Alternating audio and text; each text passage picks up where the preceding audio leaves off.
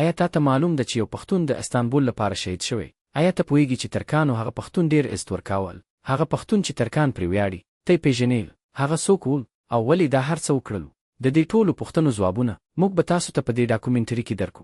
دا یوازې د یو سړي کیسه نه ده، دا د پښتون د عزت ایمان او قربانۍ کیسه ده. دا د هغه پښتون کیسه ده چې ترکانو ورته لاله تورکي ویل.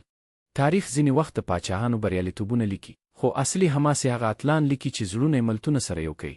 دلته یو داسې اور دی، عبدالرحمن پیښوري په ترکیه کې لالا ترکی ورور په نوم یادېدونکي په پاکستان کې غازی په نوم لوړ شوی. دا ظلمه هغه نه د آسماني نسل څخه ونه ترکي وینې لرله. د انګریزي زنجیرونو لاندې پیښور کې زیږېدلی یو ظلمه و، خو روح یې د اناتولیا په غرونو کې، زړه یې د استانبول په دیوالونو کې وال. هغه یو طوفان و چې سرحدونه یې مات کړل. یو پیښوري مسلمان د انګریز امپراتورۍ پر ضد د آسماني یونیفارم سره جنګېدونکی شیر. نن ورځ ترکیه او پاکستان چې د فولاد په څیر ورورولي سره تړلي دي، د هغه په وینه، خوله او اوښکو سره وبدل شوې ده. عبدالرحمن پیښوري یو عسکر، یو خبریال، یو ډیپلومات، خو له ټولو نه لوړ د ایمان اسیر شوی یو داوطي سړی. د هغه کیسه یو فراموش شوی اتل نه بلکې د یو امت بیا زیږون کیسه ده.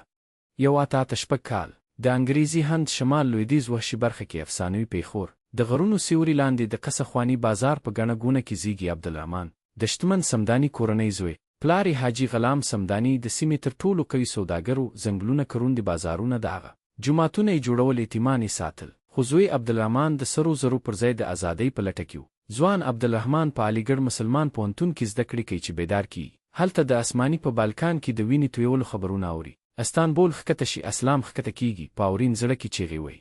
درسونه، ډیپلوم، آرام ژوند، ټول شاته پاتې کیږي. یو حلال احمر ډله جوړیږي. ډاکټران ځي، خو عبدالرحمن ډاکټر نه و، بیا هم ځي. په لنډ وخت کې ځان روزي، خپل سامان پلوري، پلار ته خبر نه ورکوي. له بمبۍ څخه بیړۍ ته خیږي. د هند مسلمانان په بندر کې ژاړي. دا یو آلوده نه بلکې یو جهاد بلنه ده.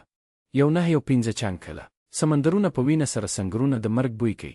عبدالرحمن ګولیبولو ته ګام ایښودی. د انګریزي بیړیو پر ضد د آسماني تفنګ په اوږه 3 ځله ټپي کیږي، 3 ځله له مرګ سره مخامخ کیږي. خو شانه تګ کوي. فکر وکړئ، لیدونکی و د زیږېدلو زموږ اشغالګرو انګریزانو پر ضد د ترکي ورونو ترڅنګ جنګېدونکی یو پیښوري.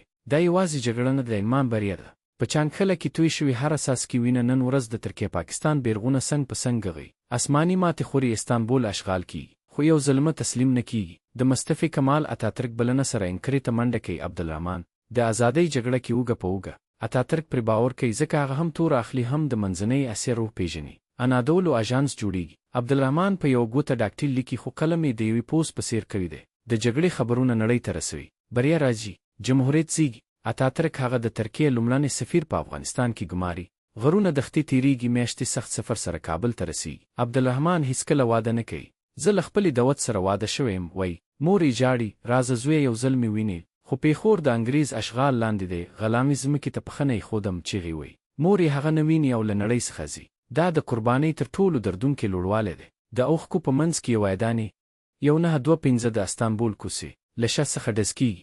اصلي هدف رفع اوربای او د فزیکي ورتوالي قرباني کیږي. یوه میاشت په روغتون کې له مرګ سره جنګیږي، بیا شهید کیږي. د ترکیه ځمکه کې ښخ شوی یو پیښوري، د ترکیه اتل په توګه. د پای موسیقي لوړېدونکی مارش بیا غمجن ده. د ترکیه او پاکستان بیرغونه څنګ په څنګ غږیږي. د اردوغان د 2016 څخه اقتباس انځورونه.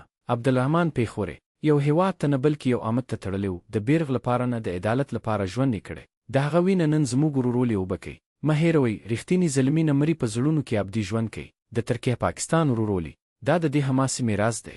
لاله ترکي، غازي عبدالرحمن، روح دې ښاد وي.